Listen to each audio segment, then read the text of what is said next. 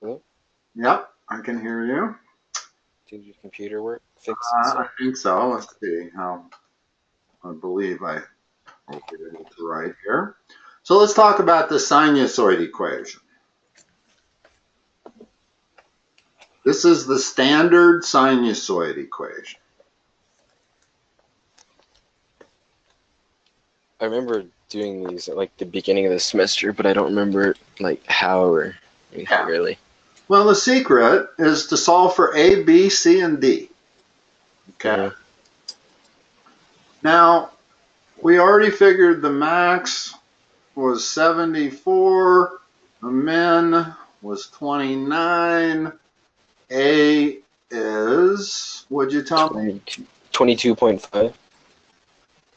And D is 52. 0.5, 51.5. Nope, just 52. I add these two together, I get a 3 as the last digit. Divide by 2. It was just 52 for D though. All right. Just 52 flat. So D. Oh no, never mind. I did 75 Is there a 75? instead of 74. Okay. So it's 51.5. Yeah, it's 51.5. That makes more sense. Okay. So we've got this much of the formula. We know it's 22.5. And because it's called a sinusoid function, doesn't mean we necessarily have to use sine. We could hmm use cosine. Okay? And that matters because, I need some room here to write. If I were to quickly look at this curve, starts at the bottom, right? hmm Goes up to the top, and it goes back down to the bottom. hmm Well, that is a negative cosine curve. hmm I could call that a sine curve that was phase shifted if I wanted, but the rule of thumb is that you use whichever function involves the least phase shift. So if I use negative cosine curve, I got no phase shift. This is exactly, if I wanted to graph that, that would be y equals negative cosine of x. Okay? hmm So I'm going to use negative.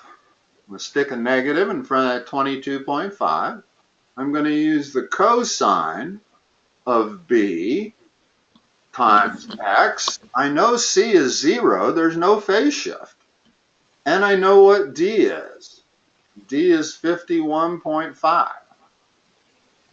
So now is all I got to do is solve for b, and I've got my answer. Well, b is the period. B is the distance from the start until it gets back to its new starting spot. In other words, it's going to do like this after that. hmm So what's the period? Well, it doesn't get back to 29, so is it 13 then? It's 12. It's 12.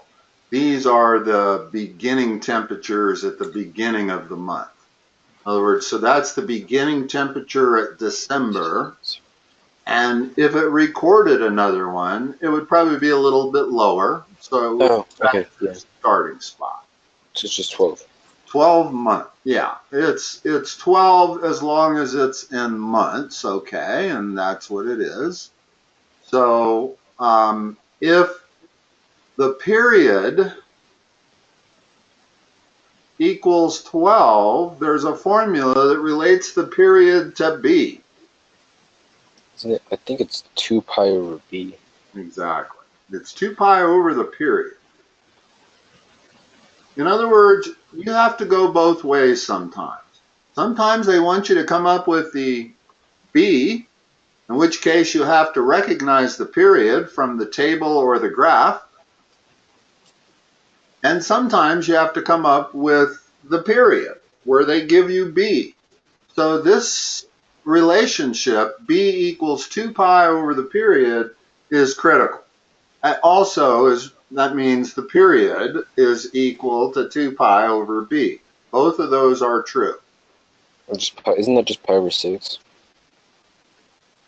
It is now. Let's see. The period is 12, and we want 2 pi over 12, so pi over 6 is correct, and that becomes pi over 6, and that should be the answer.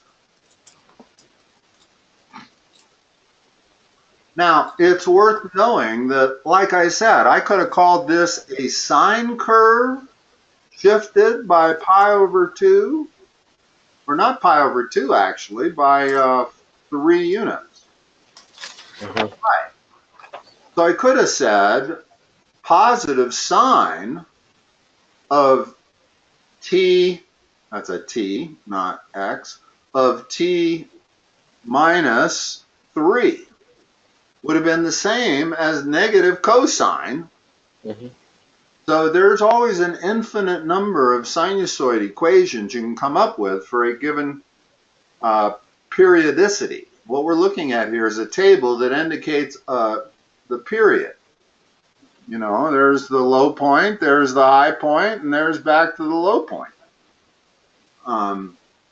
So we can figure out B from that. All right. Any questions on that? Nope. I gave it the negative sign because we're not looking at the cosine curve. We're looking at the cosine curve reflected. Mm-hmm.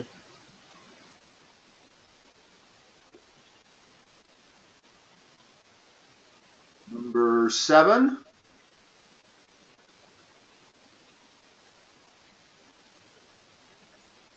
So with this, you always got to start with the general.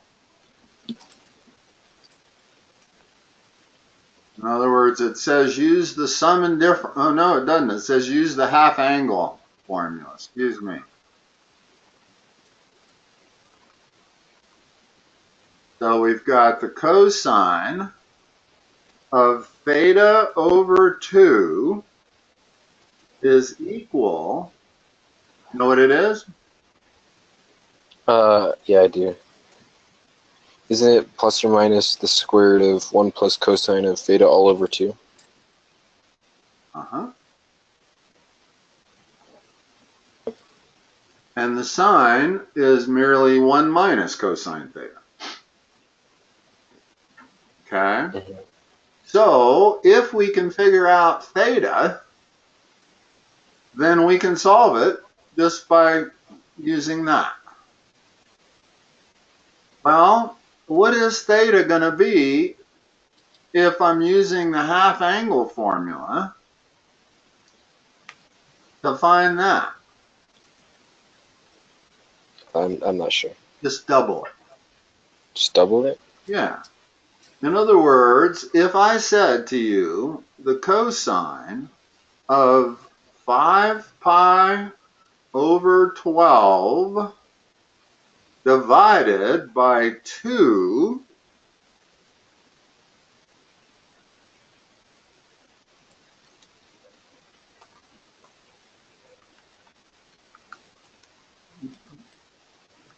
let me think for a moment.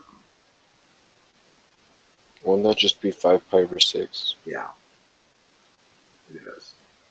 I went the other way. It's 5 pi over 6 divided by 2. That's what 5 pi over 12 is. Okay? Mm-hmm. Now, I don't know what the cosine of 5 pi over 12 is, but I do know what the cosine of 5 pi over 6 is. So this gives me a way to answer it. Know what the cosine of 5 pi over 6 is? It's the same as cosine of pi over 6, which is root 3 over 2, and cosine is negative in that quadrant. So if I want the cosine of 5 pi over 6, it is a negative root 3 over 2. And here's where, I don't know if your calculator helps or not, When you do the cosine of 5 pi over 6, does it give you negative root 3 over 2, or does it give you a decimal? Let me check. It just gives me a decimal. So they're not going to like that, because they're going to want the answer in this format right here.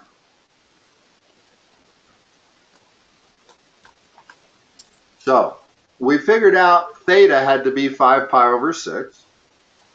Well, we know that the cosine of 5 pi over 6, if we know our unit circle, we know that's negative square root of 3 over 2. So now I just got to do this algebra. First of all, let's take care of that plus or minus sign. What is it going to be? Plus or minus? Or both? I'm not sure. Where is 5 pi over 12? What quadrant? 5 pi over 12? Is that just second? That's in the first quadrant. 5 pi over 6 is in the second quadrant. But that's gave us what cosine of theta is. But in terms of determining which of these plus or minuses we're going to use the one that applies to the quadrant it's in. It's plus. Plus? Yeah, we're going to erase that minus. So it's strictly plus. Okay, now let's talk about this algebra here. This is not that hard to do. Find a common denominator on the top. What do you get? Can't you just multiply the 2 out from the bottom to the top, so you just have square root of 1 plus negative root 3? No, here's why. If I operate on the numerator, here's what I got. 2 over 2 minus root 3 over 2, right? That's my numerator. And I'm dividing it by 2. And now, if I flip the denominator and multiply, now I can cross those out, and I end up with the square root of 2 minus root 3. And that's the correct answer. In other words, that's the answer they want. Notice I got a radical inside of a radical there. I see what I did. I just forgot to put it as 2 over 2 instead of, I just kept it as 1. Right. I prefer to do it in 2 steps just so I don't make a mistake. But the secret really is to combine those 2 fractions, and you have to do it using a common denominator. In other words, that's got to end up becoming 2 over 2. All right. Had to think for a moment on half angle. You always want to basically double this. In other words, when you're trying to solve using the half angle identity, take that and double it, and that's theta. And then that divided by 2 is going to be this angle. All right. Use the sum and difference to find the exact tangent of 7 pi over 12. All right. We need the sum and difference formula for tangent.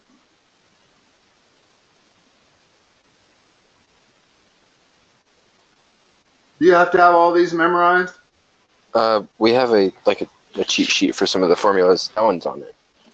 Okay. The tangent of A plus or minus, I guess, B all over 1 plus or minus tangent A times tangent B. Mm-hmm.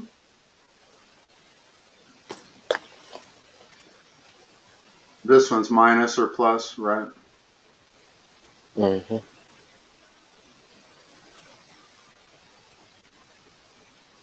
Okay. So now what we have to do is split that into 2 angles that we know the tangent of.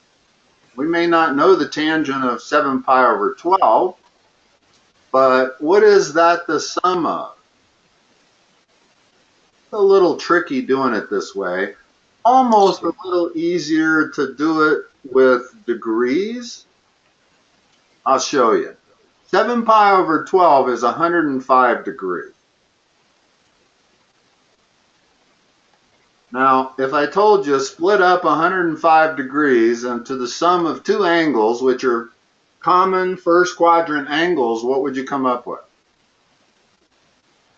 I don't know. Maybe like Split up 100. 105. Yeah, 105. Well, that's what you come up with after you add them together. Mm-hmm. What are they before you add them together? You know it's not going to be 55 and 50 because we don't know the tangent of those. What angles do we know the tangent of? 30, 45, 60. Mm-hmm. How about 60 plus 45? Yeah, that would work. Okay. And again, it's strictly a substitution, but it's much easier to split up 105 into two common angles than it is to try to figure out how to split up 7 pi over 12. Turns out that if you do this math, you get 7 pi over 12. In other words, when you add 1/3 plus 1/4, you get 7/12. Mm-hmm. Just something I happen to know because I do it a lot. But not everybody would know that. So it's much harder to split it up when it's in radians than it is to split it up when it's in degrees. Splitting it up when it's in degrees is kind of a piece of cake. So I in general would suggest converting that thing to degrees and then split it up into the sum or difference of two common angles. Mm-hmm. Okay, so let's finish it. Tell me everything that I should write in. Here, let's just substitute first. Or are you just going to use them as, okay, That's it. you're just going to put them in there as degrees? Yeah, because these are all going to convert to numbers. They want the exact value. So I can do the problem in degrees if I want. But here and mainly, I don't need to do it in degrees. I can do it in radians. Mm-hmm. To split it up, it's helpful to have it in degrees. Mm-hmm. I think you can see why. Yeah. It was easier to split up 105 than it was to try to figure out what 7 pi over 12 was. Because it's a plus on the left, wouldn't the top plus or minus be a plus and the bottom plus or minus be a minus? Yes, that's the way I've done it. In other words, whatever. Oh, I see what you're saying. Sorry, my apologies. That's not what I did. Yeah. It kind of is because you did the Well, plus and minus on top of both of them. what you said. In other words, when it says plus or minus, that means it matches whatever the A and the B are doing. If they're being added, then the numerator is being added. Okay, now tan of 60 is √3 Mm-hmm. plus, now you're going to have to know these. Your Inspire might actually give you a radical answer. Let me try See if it putting does, it. because otherwise you're going to have a hard time doing these if you don't know your unit circle. Mm-hmm. I think it does if I let me put it into radians. In which case, then you'd want the tangent of pi over 3. Mm-hmm. See if that gives you a √3. See if you can get that Inspire to give you a √3, because I think you need to be able to do that. Otherwise, you're going to have Yeah, it did. It gave you a √3? Okay, good. And now what's the tangent of 45? And that's pi over 4, incidentally. Mm-hmm.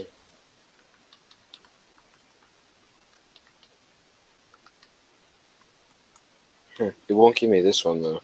Really? Because that's 1. Tangent of 45 degrees is 1. Yeah, I should have known that because that's just √2 over 2 over √2 over 2. Exactly. Okay. Now, at the bottom, it's 1 minus √3 times 1. So there's our answer. Notice it didn't matter whether I did it in degrees or radians. As long as you know your unit circle, in other words, I had to know how to get root 3.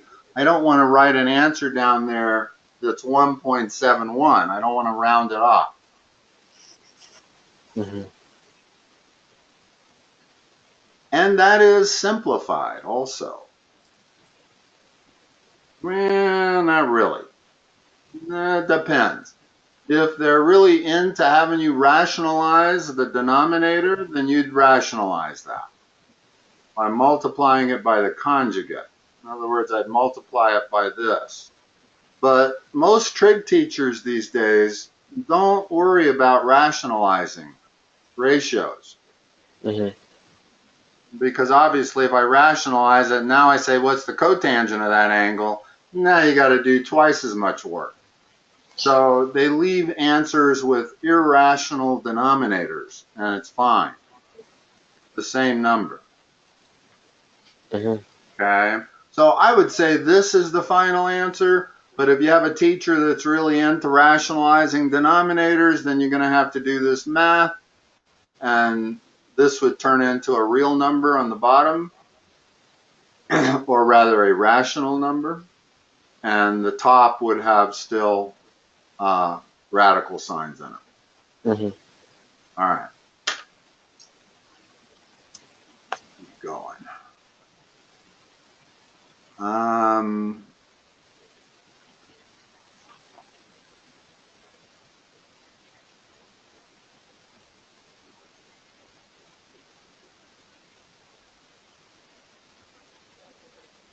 Whenever they give you a problem like this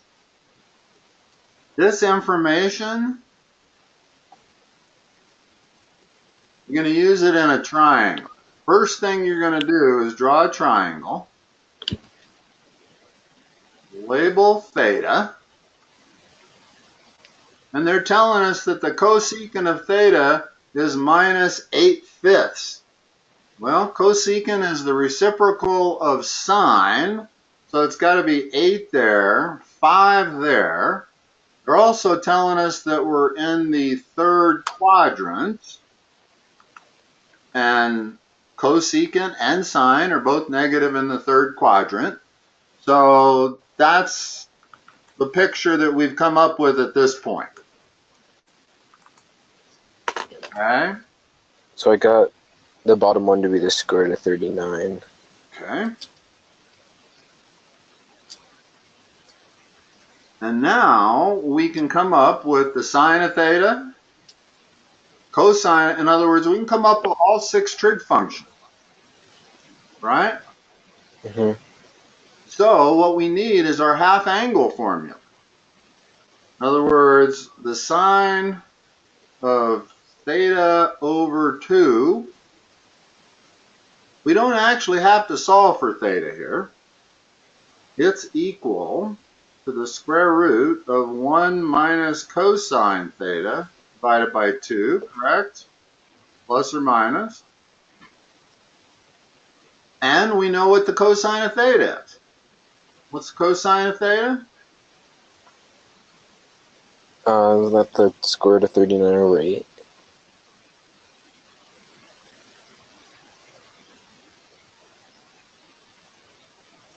Now,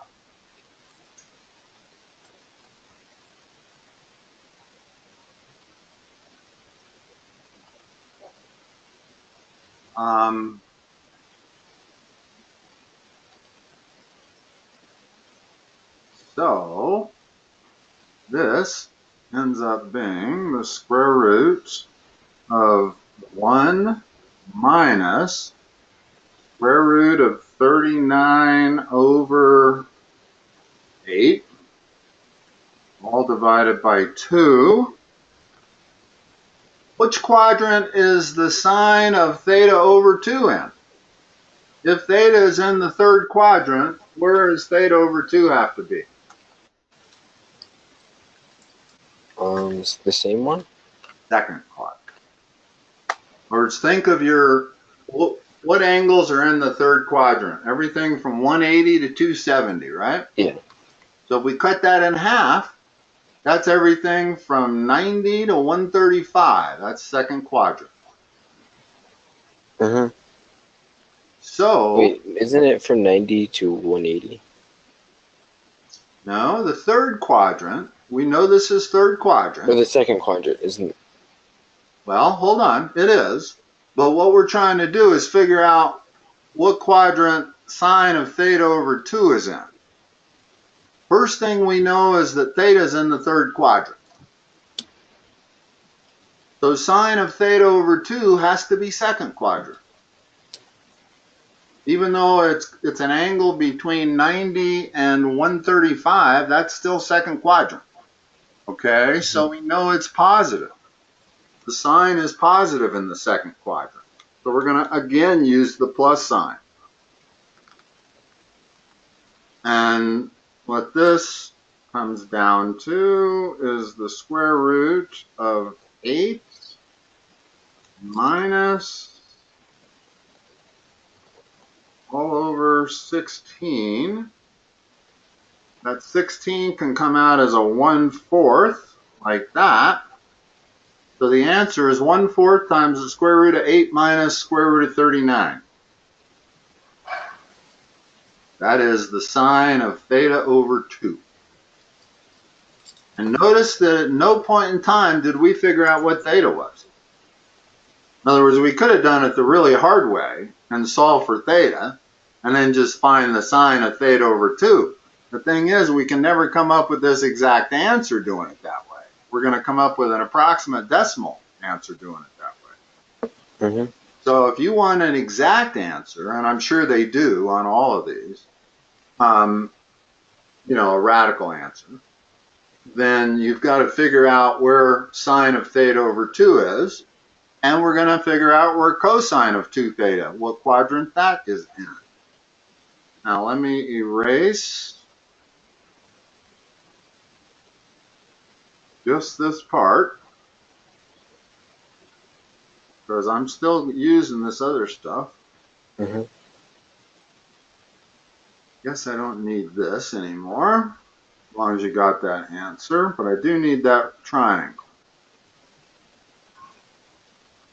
So, cosine of 2 theta. There are 3 identities for this. One is cosine squared minus sine squared. We might as well use that one. Wait, for cosine? Okay, yeah. Yeah, there's 3 of them for that. There's 2 cosine squared theta minus 1 minus 2 sine squared theta. Exactly. And the one you use kind of depends on the context of the problem. In other words, in this case, since I know what cosine of theta is and sine theta from my triangle here, then I can use this formula. So cosine squared of theta is going to be 39 over 64 minus the sine squared of theta, which is going to be 25 over 64. So that should be 14 over 64, which is 7 over 32.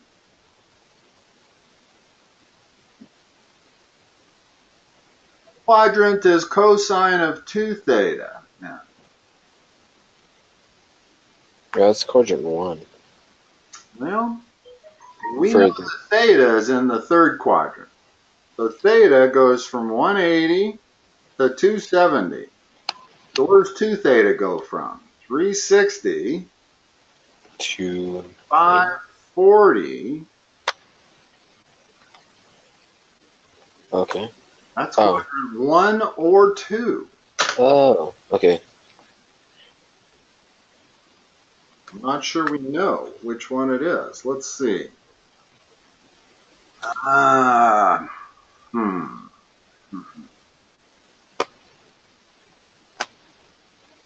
Because if it's 1, it's negative. If it's 2, it's, excuse me, if it's Quadrant 1, it's positive. If it's quadrant 2, it's negative for cosine. So knowing where theta is doesn't tell us specifically where 2 theta is. With the sine of theta over 2, we could be certain that that was a second quadrant. This one, not certain. However, We can't leave it at the 7/32. well, that's positive. That would probably be correct if it was first quadrant. But if it's second quadrant, it's going to be negative 7/32. But I think just by the definition,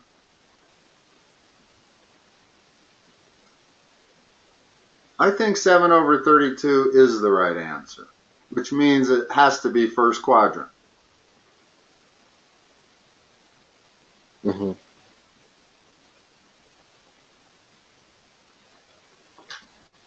I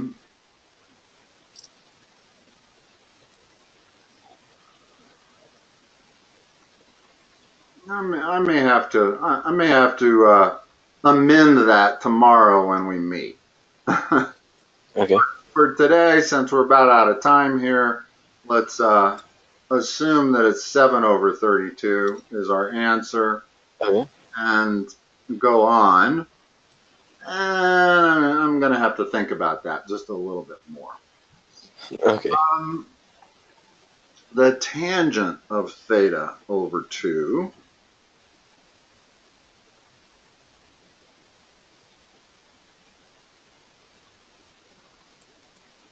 Well, general formula for that is what? Like for the half angle ones.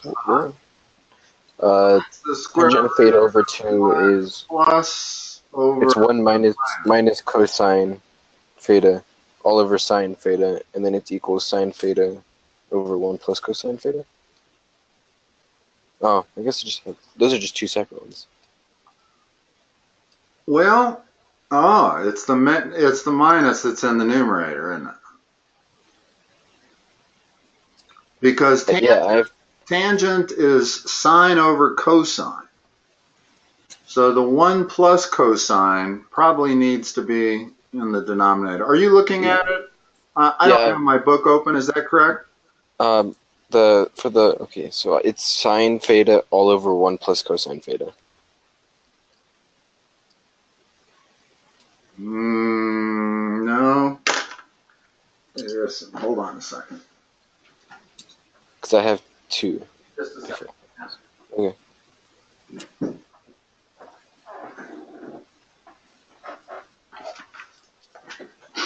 I hate it when I gotta look this stuff up, but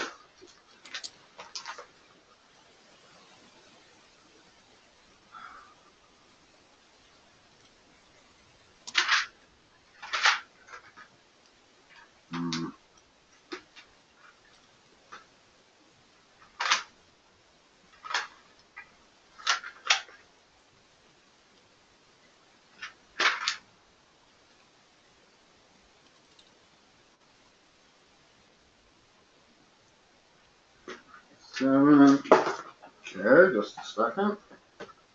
Bug fell out of my book. Scared the hell out of me.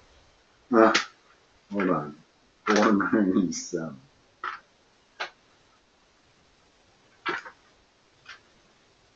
Alright. The tangent of theta over 2 is just as I've written it.